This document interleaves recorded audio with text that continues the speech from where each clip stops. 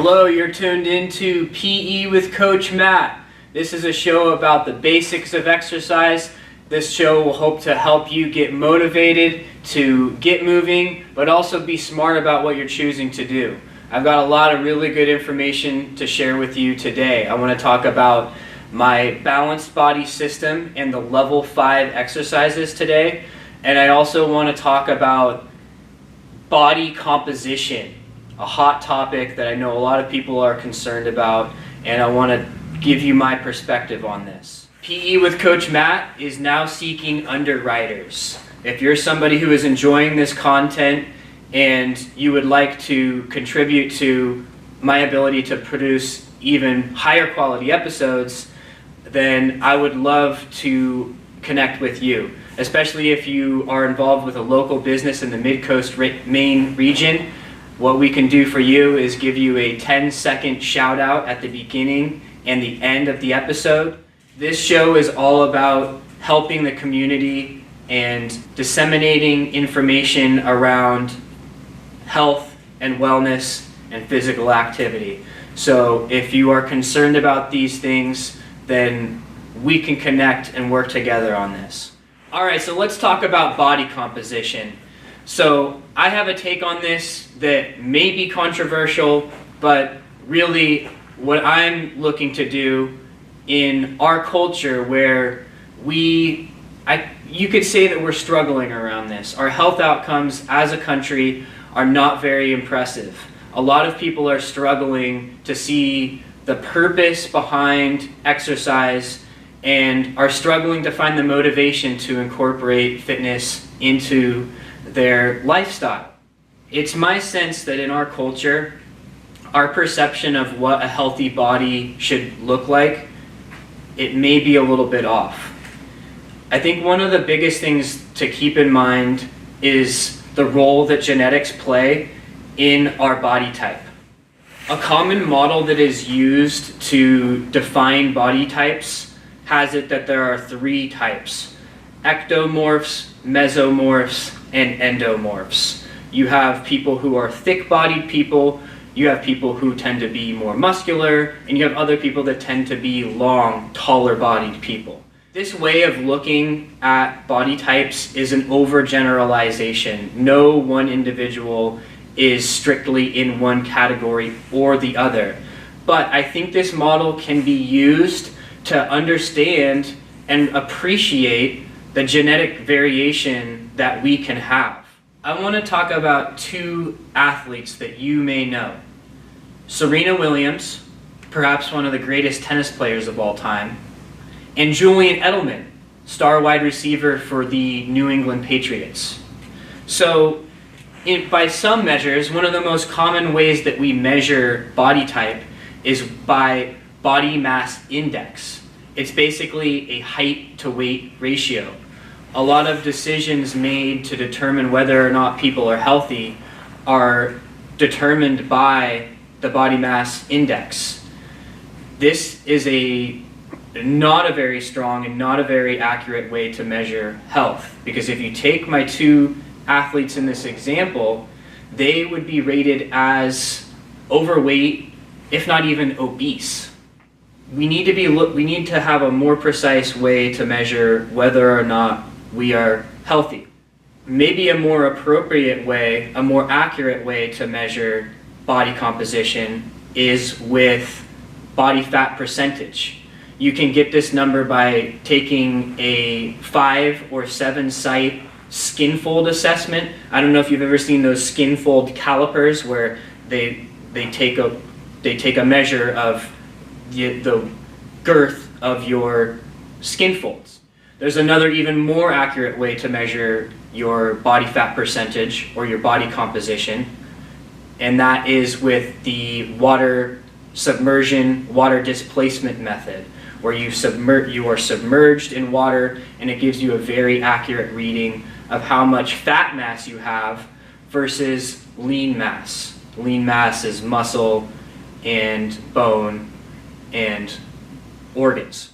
But even this is not a great measure to compare yourself to somebody else, because your genetic makeup may have it that you're going to be healthier when holding on to more body fat. Conversely, you may have a body type that is smaller and of a lower body fat percentage. So you could have two people that are 15% body fat, but one of them is actually unhealthy, where the other person is very healthy. And you may even have a body fat percentage, especially for women who tend to have 5 to 15% higher body fat percentage as compared to men. You may even have a woman whose body fat percentage is as high as 35%, but maybe 30 or 25%, and they can still be healthy. Still, there are many people in our culture that are overweight. They have more fat on their body than is optimal for them. And I know a lot of people are concerned about fat loss. They want to lose fat. That is their main goal. And to put a long story short, the thing that needs to happen is, there's one of two things that needs to happen. One is that your intake of calories needs to decrease. The other thing is, the other way that you can lose fat is by increasing the amount of output. To increase your physical output, to increase your metabolism. This is the way that we do this. You need to increase your metabolism. And it can come from diet, it could come from exercise. I'm not going to touch on diet so much because I am not a dietitian, but I will say that in either case, I really believe that starting to exercise is the number one thing that you can do today to rev up your metabolism. And to keep your metabolism revved up, consistently exercising, this is the key. If you can get on a consistent exercise regimen, then you will be getting closer to optimizing your metabolism, thereby optimizing your body composition. Let's now discuss the level 5 exercises within the Balanced Body System. So the Balanced Body System is a methodology for deciding what is the best exercises for you. You start with a physical assessment, and then based on how you performed on the physical assessment, it helps you to determine the best exercises for you to do, both to address your physical limitations, but also to progress in the areas that you're already strong in. So at level 5, this is really for people who are starting to get into a routine. Maybe you have some experience exercising. This can be a level that's great for active seniors. It can also be a great starting point for people who are otherwise healthy but have not been regularly participating in organized physical activities. This is also a great place to start for a lot of young athletes. So I'm thinking of kids who are ages 7 to 12 and they want to start increasing their sport performance or decreasing their likelihood of injury for sport. This is a great place to start. So some of the things that are happening at level 5, one thing that's really good to incorporate are some more advanced water aerobic exercises, and also you can start really working on your swimming strokes at level 5. Also, several sports will be appropriate to introduce at level 5, such as baseball, tennis, and soccer. These are activities that involve striking either with the arms or with the legs. They involve dynamic balance. They involve tracking a ball and catching and trapping a ball. And they're also going to start to involve some running and changing of directions. You may also at this level progress in basketball. As far as strength training and resistance training goes, the cable machine, stationary resistance machines, and introducing more dumbbell exercises will be appropriate at this level. Also at this level, you can begin to apply more pressure when taking part in any soft tissue release or massage technique. You can also at this level start to do trail walking, a little bit longer walks, in addition to something that, in my opinion, is valuable, which is to decrease your dependence on foot supports. So you start to wear more minimalist footwear. I really believe that's something that's valuable for overall health. Foot health is often overlooked, and one of the things is to have your foot functioning in a more natural position. So let's go on to the level 5 movement assessment exercises. The first assessment is going to challenge your upper back mobility. This is very commonly used to assess upper back mobility. It's the back scratch test. So I'm going to reach one arm as high from below as possible while reaching the other arm down from above as low as possible. And I come as close as I can to touching my arms. I'll do it on both sides. Optimally, I want to have symmetry on both sides.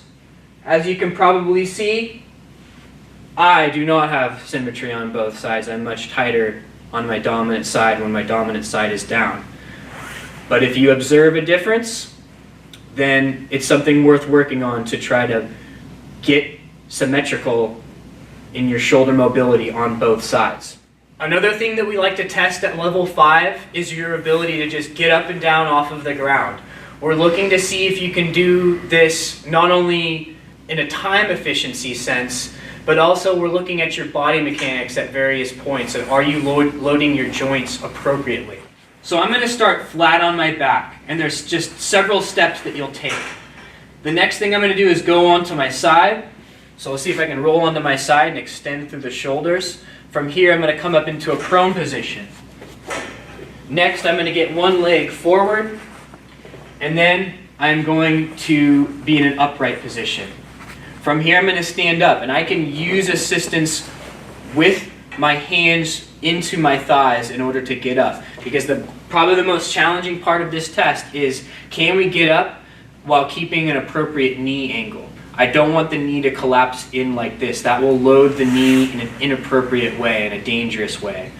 But if I can train to use my hip hinge and use my momentum and time it so I'm contracting my whole body right at the right time to stand up, I'll be able to do this very fluidly. So here I go up and I stand the feet together. I step back now with the same leg, drop the knee down, get the hands down, come into the prone position, back into the side plank position, and then back onto my back. Now I'm going to go the other side. Starting flat, side plank, prone position, other leg up, rock back, hands on the thighs, and I'm coming up. And then eventually you'll be able to flow through these steps very smooth.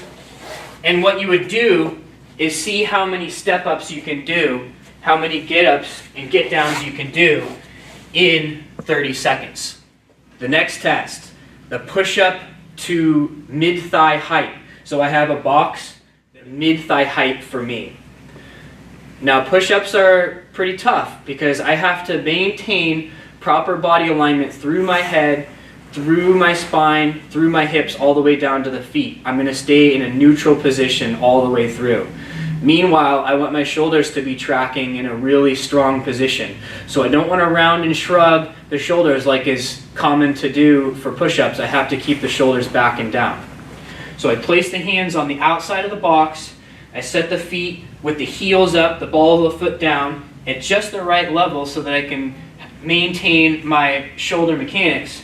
And then I go all the way down, touching down, and coming back up.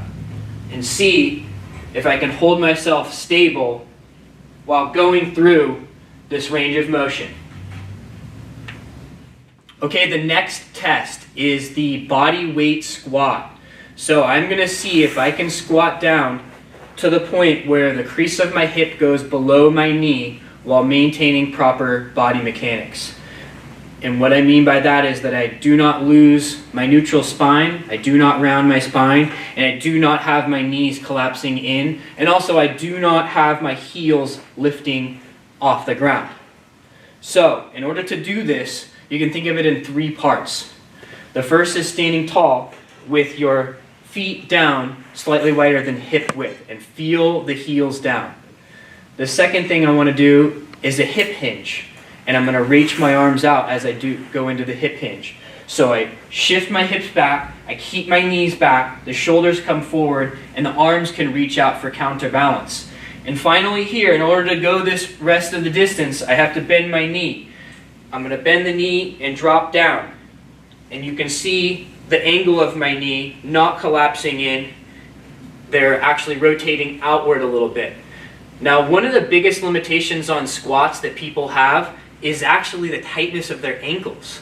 You may not have the ability to do this. If you look closely at the angle of my ankle, you'll see that I have to do a little bit of rotation at the ankle in order to go down in this way.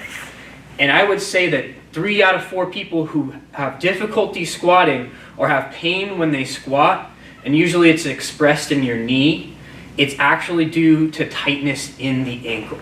So if you're aware of that, you can work towards doing full squats, and eventually this will become an afterthought for you. You'll be able to do squats all day long. Another movement that we can examine at level 5 is a dumbbell deadlift. So basically, I have a dumbbell, I have it oriented so it's down on one side facing upward, and I'm just going to pick this weight up. You can just use a pretty light weight, medium weight at this level. Doesn't have to be anything more than like 15 to 20% of your own body weight. So what I'm going to do is I'm going to stand right over the top of the weight.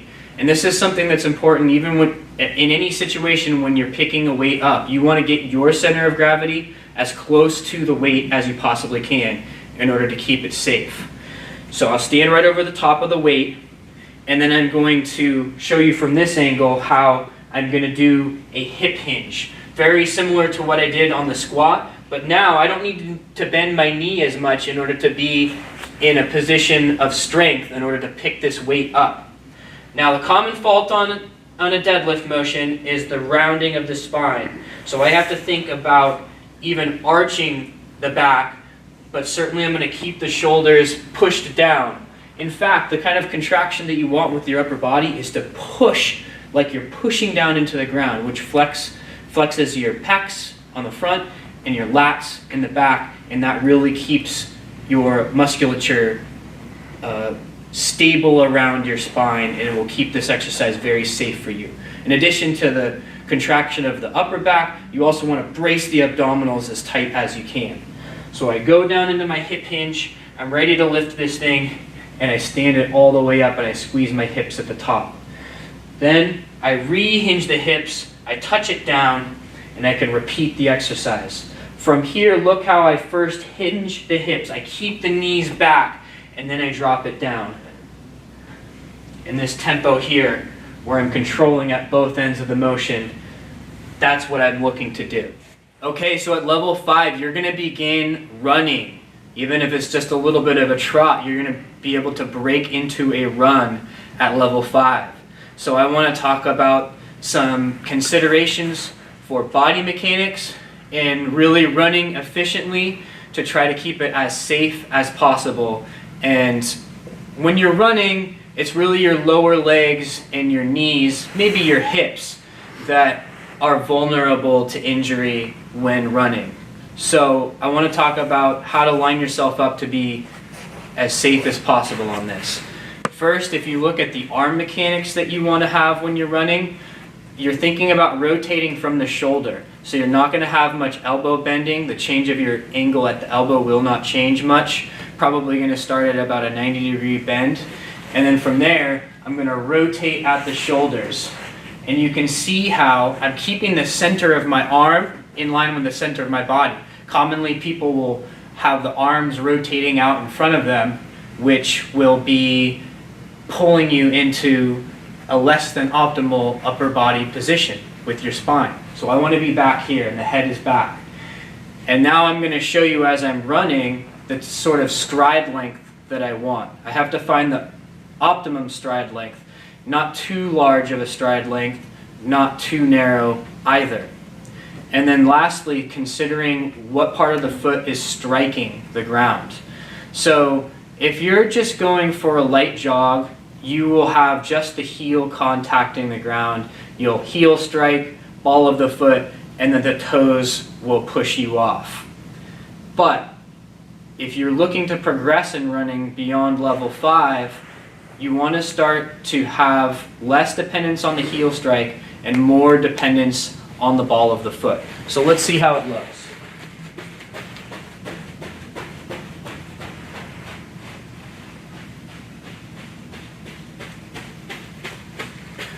So if you looked very closely at that, it was the ball of the foot that was coming down in contact with the ground first. I had minimal contact with the heel. So as far as running surfaces, I'm barefoot right now, which, like I suggest, I think there is some benefit to running with minimalist footwear, but to start on your running, whatever feels comfortable for you. But the surface is an important consideration as well. So if you're running on a treadmill, it's a little bit lower impact, but the problem with the treadmill is it's sort of an unnatural running mechanic, because really you don't have to have any pushing off in order to move on a treadmill. I think whenever possible, running either on a track or even better yet, just running on the road or on turf is superior. Also because it's just far more interesting. If you're going outside and running, you can see what's going on around the neighborhood, and there's a lot more involved in mental health beyond just the physical benefit. Another fantastic exercise is the bicycle. And at level 5, you can begin to try the upright seated bicycle. What I have in front of me here is an Airdyne bicycle. Airdyne bicycles are really cool, but they're actually introduced at level 7. But the concept of being in a more upright position when you're doing your biking, I just want to demonstrate this. So don't worry about the handles. In your case, you would just be holding onto a bar to begin your upright bicycling. But there is something that's important as far as your body mechanics. It's your knee angle. Now what you do not want to see is your knee collapsing inward. You do not want to be loading your knee in this fashion, because eventually it will not feel good. But if you have your knee so that it's in line with your hip and your ankle, you'll be in a lot better position. Also, you want to adjust the seat if you can, so that you have a slight drive backwards on your bike. So you may need to scoot the bike forward, and you may need to lift the bike up. And to know you're in the right distance, when your foot is extended at the bottom, this is a little bit, for me, you can see that the ball of my foot is in front of my hip.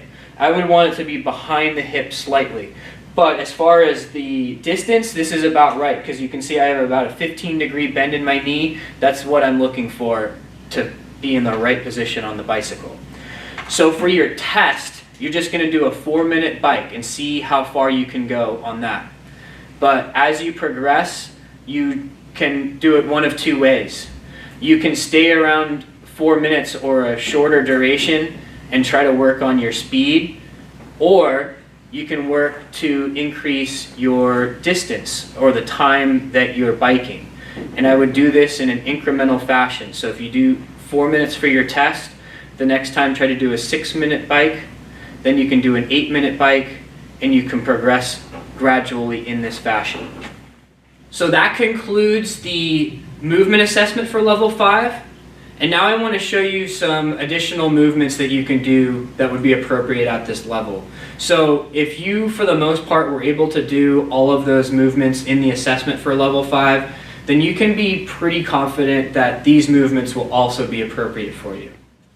I'm going to show you a couple of movements that you can do with the medicine ball. And if you can do this with a partner, that would probably be the best. I'm just going to show you how I can do this using the wall.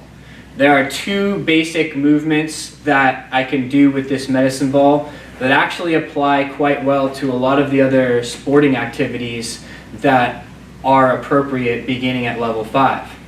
So the first concept here is a chest pass. So what I would want to do, whether I'm throwing into the wall or to a partner, is this. I'm going to start with the ball at my chest, and it's going to be even in both hands. And then what I'm going to do is I'm going to take a step forward toward the target, and then I'm going to press the ball evenly with both hands. And I'm going to aim to either reach my partner right at their hands or to the wall so that it bounces right back to me. And then as I'm receiving the ball, I'll start with this split stance, but then I'll catch and I'll bring it in and return to with my feet together. Then I'll go on to the other side. I'll throw it, and then I'll catch it and I'll bring it in. And repeat on both sides. Alternatively, I don't even need to release the ball. I can just step, press it out, and bring it in. Another really fundamental athletic movement that we can work on using the medicine ball is a lateral toss. So on this one, I'm going to take a quarter turn from where I want the ball to ultimately go, and then I'm going to rotate to load up and have potential so I can toss this ball. At this point, my body weight is shifted to one side, the ball is facing one side. Look at my toes, hips, shoulders, and head are all facing away. Then I'm going to step, I'm going to shift my weight to the other foot, I'm going to turn the hip, and then I would release the ball and send the ball either to my partner or into the wall. And then when I catch it, I'm ready in my stance here, and then I catch, I can bring it right back through, and then I release the ball again. Alternatively, I don't even need to let go of the ball. I can just bring it through. And what does this motion look like? Golfing, or it looks like, to me, similar to a tennis or a baseball swing. So you can work on that fundamental movement pattern of swinging for striking, and it's really beneficial.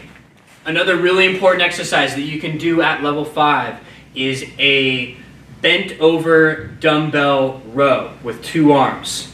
This is one of the best exercises to improve your posture and the strength of your upper back, and to aid in the health of your shoulders.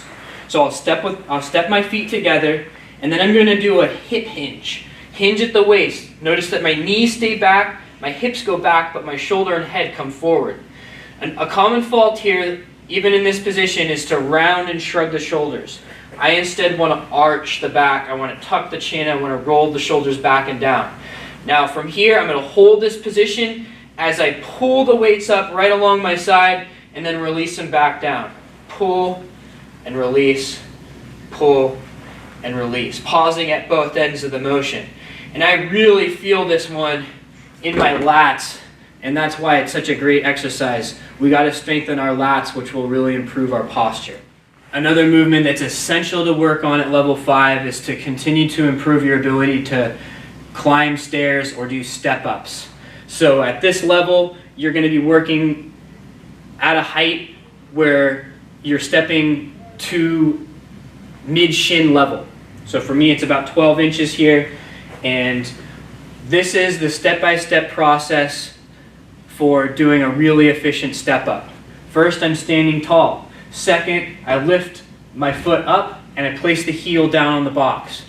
Now third, I'm going to use the momentum and I'm going to use a hip hinge to get the best leverage I can. So before my foot lifts off the ground, you can see my positioning. My shoulders are out in front of the knee, my hips are back, my knee is back. Also, my knee is not collapsing in, my knee is staying directly over the top of the heel.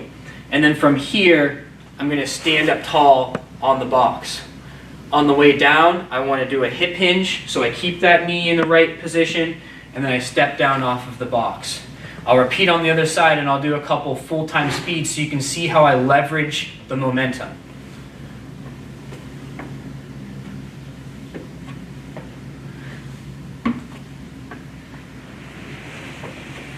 Step-ups. Lastly, for level 5, I want to show you a couple of core balance and mobility exercises. So first, on the balanced bit, I'm going to show you a one leg standing 3-point touch. So I'm going to establish the balance on one leg. I'm going to flex the hip in order to help me with that. And then I'm going to touch my toes in front, to the side, and behind, and try to maintain my balance. Now watch as my shoulders lift back to counterbalance my leg coming to the front. I'm going to shift slightly to the side so that my other toe touches to the side, and then I'm going to lean forward so that my foot can go back behind. You're going to feel that burn in the foot, and it's really going to strengthen the stability of your ankle. Another fantastic mobility exercise, especially for your neck and your traps, which tend to get very tight and pull your head forward, is this. It's a standing arms behind the back neck circle. So I'm going to first tuck my chin, I'm going to roll my shoulders back, and I have my hands clasped back behind my back. From here, I'm going to look my head up and tuck the chin, and then I'm going to look up and to the side, and then I'm going to look down and to the side, and then I'm going to look down, and I'm going to continue that circle around the other side. It's really fantastic opener. You'll feel it, and it'll feel amazing. I'll finish with 2 of what I think are the best core exercises on the market. The first one is a hollow hold. So I'm going to start on my back, and then I'm going to crunch up my shoulders and reach my arms down my side, and I'm really feeling the flexion in my core and in my chest. And then I'm also going to lift my legs just a couple inches off the ground, and I'm going to point my toes, flex my knees, and I'm looking for full body contraction, and just hold that position for about 15 seconds. Then I'll flip around to the other side, and I'll essentially do the opposite motion. This is an arch hold. So I'm on my hips, my palms are down, and I'm going to start by squeezing the shoulder blades together, tucking the chin, and lifting the arms up. And then I'm going to flex the hips, and I'm going to lift the thighs off of the ground. I'm going to point the toes. Again, I've got full body contraction. I'm flexing to get my arms down my side, and then I'll relax. So that's just a sample of some of my favorite exercises. If you want more demonstrations like this, you should head over to my website, The Balanced Body System, where I have hundreds of exercise demonstrations on there. I also take these individual exercises and put them into booklets, and you can print these booklets off right on the website. So bringing this back to body composition. This is a really complicated idea. It's something that causes a lot of emotion, and it's really linked a lot to our general sense of well-being and our mental health. But if you are concerned about your body composition, if you want to lose weight, or if you want to gain weight, you want to gain muscle, well, there's something you can do right now today. You can rewind this tape, you can watch these exercises again, and you can practice these on your own. The one thing that you have control over is your decision to start exercising. And if you do start exercising and you make it a regular part of your life, you can be assured that you will be closer to your optimum body composition. And the other thing, if you're somebody who is regularly exercising, you should be very confident that your body composition is close to the optimum. We have a lot of shame in our culture that is not founded. We have a lot of fear around our body composition. Women all want to look like a supermodel. Men all want to look like the Hulk. That's ridiculous. It's not reasonable. I talk in the first episode about SMART goals and how important they are. There's a big capital R in there. And they have to be relevant goals or reasonable goals. And if your body type is such that you're a thicker person, you should not be ashamed of that. And to know that you're at optimum level of body composition, given your genetics, you should feel confident that you're close to that if you are regularly exercising. So in addition to this information that I've shared with you today, I would like to also extend an invitation for you to come join me in person. I'm here at Ship City Fitness today. This is a fantastic facility for personal and small group training, and I can really help you to dial in your programming, and we can get started today. You can contact me. I would love to work with you, and I'd love to be a part of your fitness journey. That concludes our session for today. Thank you so much for tuning in. Share this with your friends. Spread the word. This is a real positive message. We're going to get this community moving. Have a great day.